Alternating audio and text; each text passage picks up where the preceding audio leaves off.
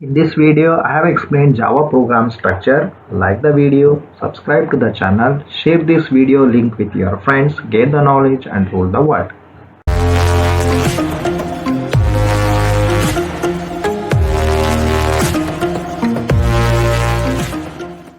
Like the video, write the comments, share this video link with your friends, subscribe to the channel, gain the knowledge and rule the world. About Java program structure. So the Java program structure will be in this way as shown in this particular diagram. So here the first one will be an documentation section. The first one will be an documentation section, and it will be consisting of the comments or explanatory things about the programs which we want to explain to the users.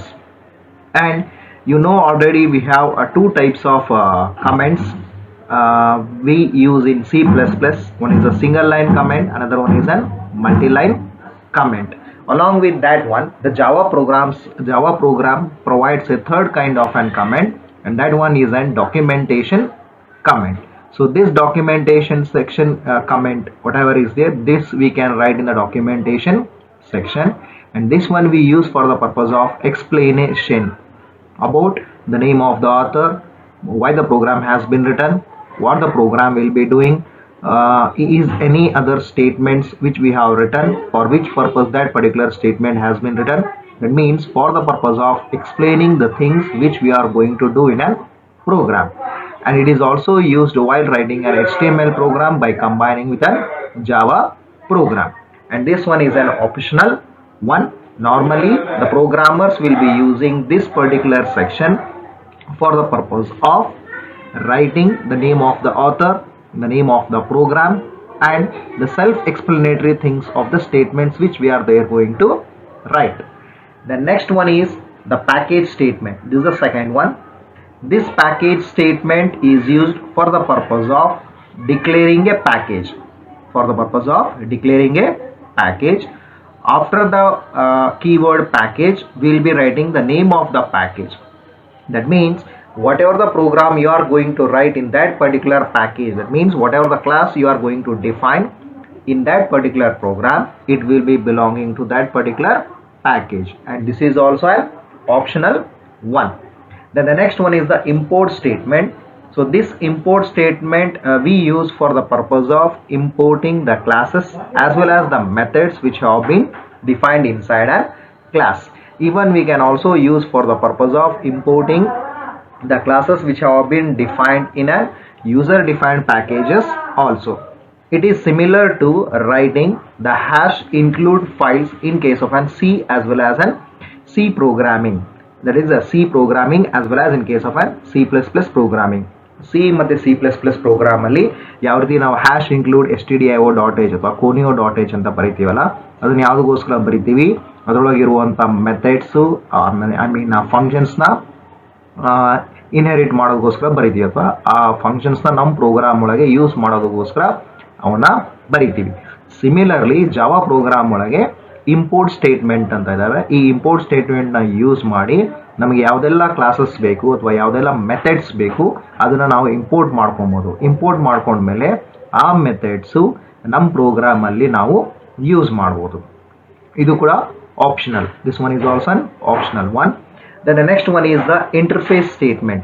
Interface statement. So this is also an optional one, and it is used for the purpose of defining a class by using two or more classes.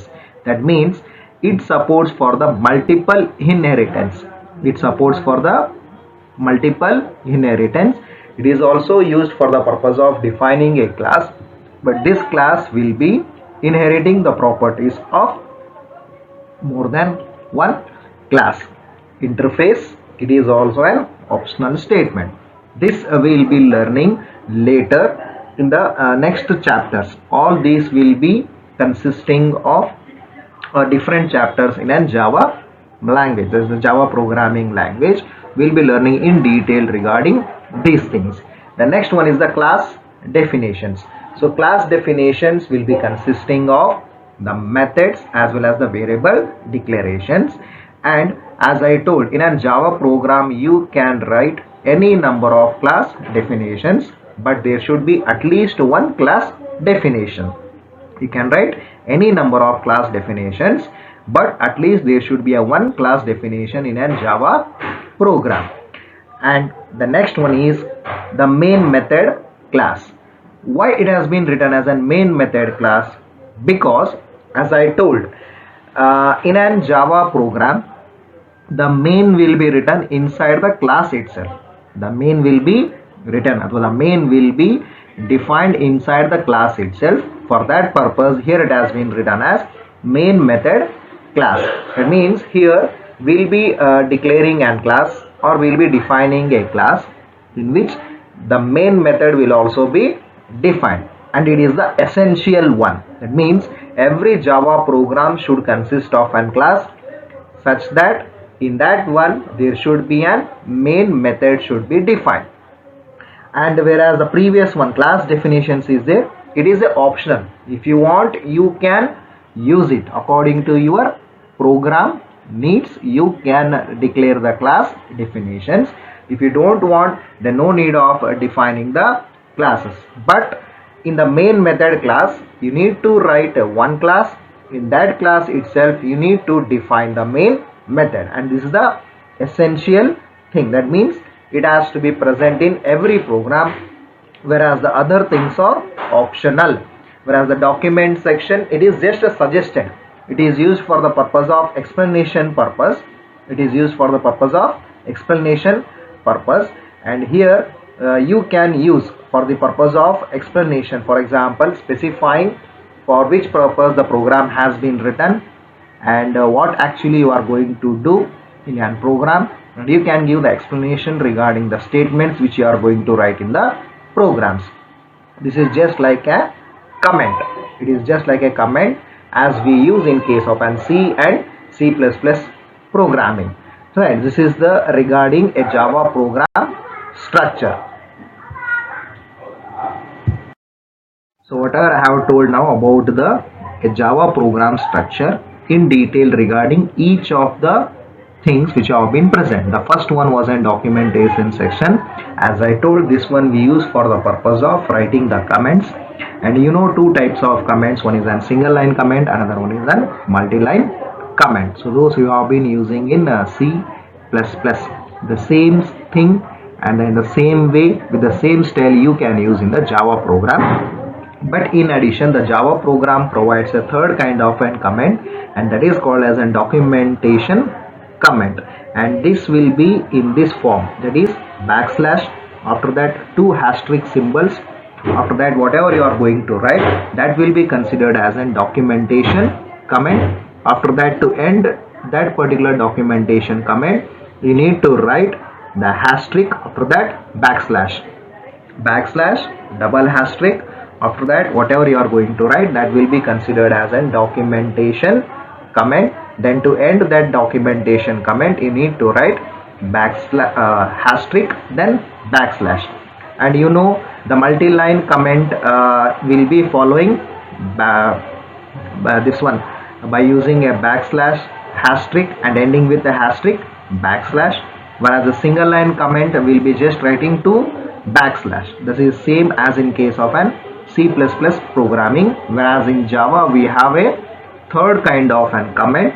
So that one is called as a documentation comment, and this form of commenting is used for generating documentation automatically. And this one especially we use for the purpose of explanation regarding the program or the statements which we are going to write in the program. The next one is the package statement. As I told, it is an optional one, and it is used for the purpose of declaring a package. In a Java program, we can declare a package. So what actually we are going to write in a package means, in a package we are going to declare the class as well as the methods. It means we are going to write the definition of a class. So if you want to use those definition, then you need to import that one in the program. So that means you can create your own packages. It is same as creating library files in case of an C and C++ programming. C and C++ programming, The same way we can create our own library and the own methods we can create. For that purpose we can use the package statement, and this one we'll be learning in detail. We have one full chapter regarding a packages, right? And this is the first statement which is allowed in a Java program, and this one will be declaring the package name, and it informs the compiler that whatever the classes you are going to define in that particular program will be belonging to that particular package.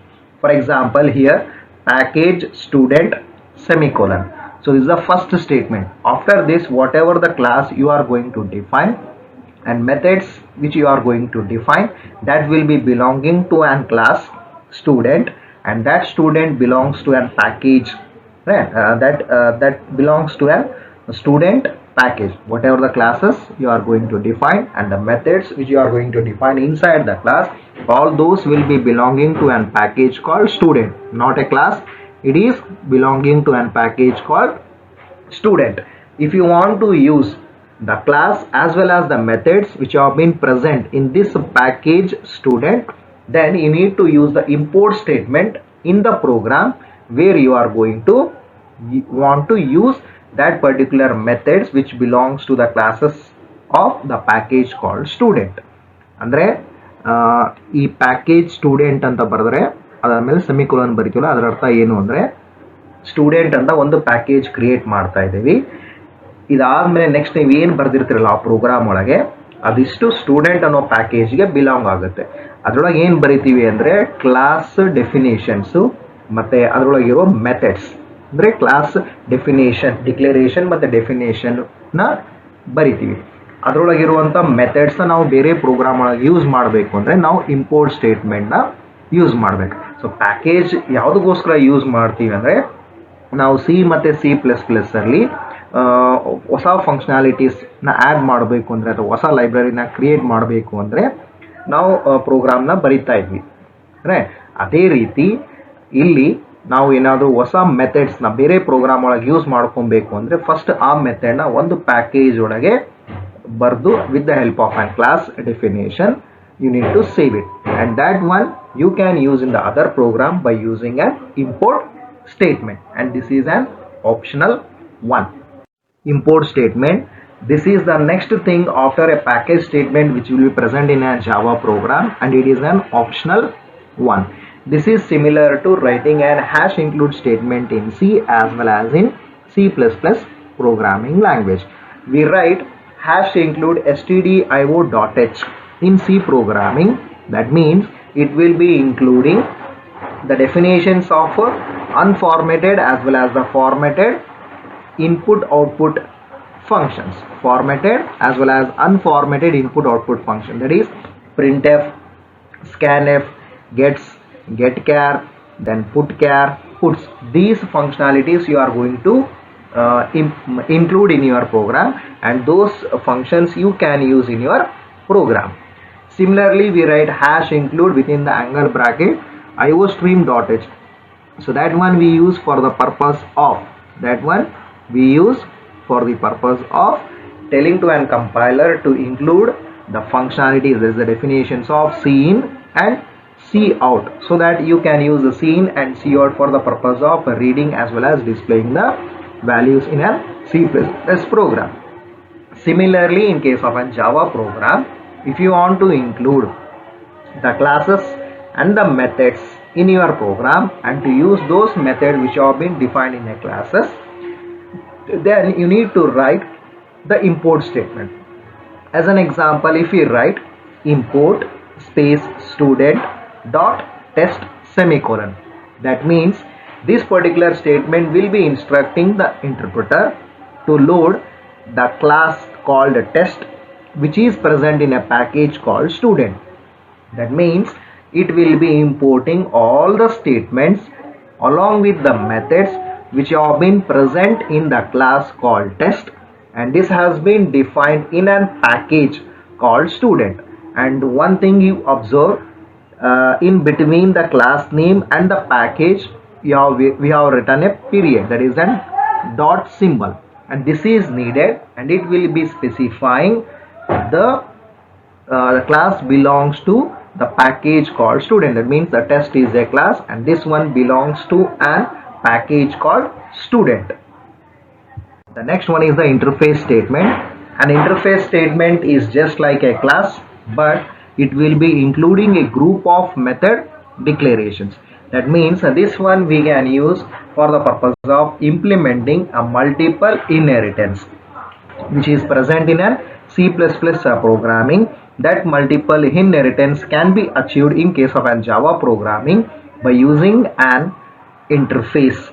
So interface is just like a class. That means how we define a class.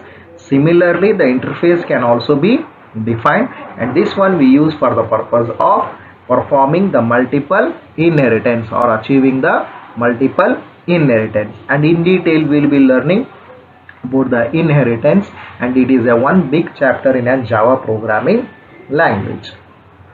The next one is the class definitions. As I told, in case of a Java programming language, we can have more than one class definition. We can have more than one class definition. That means you can have multiple number of class definitions in a single Java program. And the classes are the most important and essential things which is required in a Java program, because without a class we cannot write a Java program. For that purpose it is called as a purely object oriented programming language. And even you have observed that while writing a main method, by using only a one class, we write the main method inside that class also. We write the main method inside the class only. That means the main is also written in the class, right? So class definition, every Java program should consist of at least one class definition, and that class definition we call as a main class definition, and remaining classes are just the class definitions, right? These are the optional one. And we can have number of class definition. It depends upon the programming complexity. That means for which a particular thing you are writing a program, based upon that you can define the number of classes. And the next one is the main method class, and this one we use for the purpose of declaring a main method in the class. And that particular class in which we are going to define the main method, with that name only you need to save the program. Main method ಯಾವ class ಅಲ್ಲಿ declare ಮಾಡ್ತಿರಲ್ಲ ಅದೇ class ಇಂದ program ನ save ಮಾಡಬೇಕು. And one important thing you need to remember is the Java program is an case sensitive. That means whatever the name you have given for the class, right? So you need to see the upper cases as well as the lower cases you have written for the name of the class, and you have to save in the same manner. For example, if you have given the class name as sample, SAMPLE, and if you have written capital S, then while saving the program you need to save with capital S. After that all the lowercase letters, that is AMPLE, sample.java. It is case sensitive. While saving also you need to save the program with the name of the class in which class the main method has been declared. And the main method will be creating an objects of the various classes, and it will be establishing a communications between them. On reaching the end of the main, the program terminates and the control passes back to the operating system. And it is very important to declare the main method in one of the classes, and with that only you need to save the program.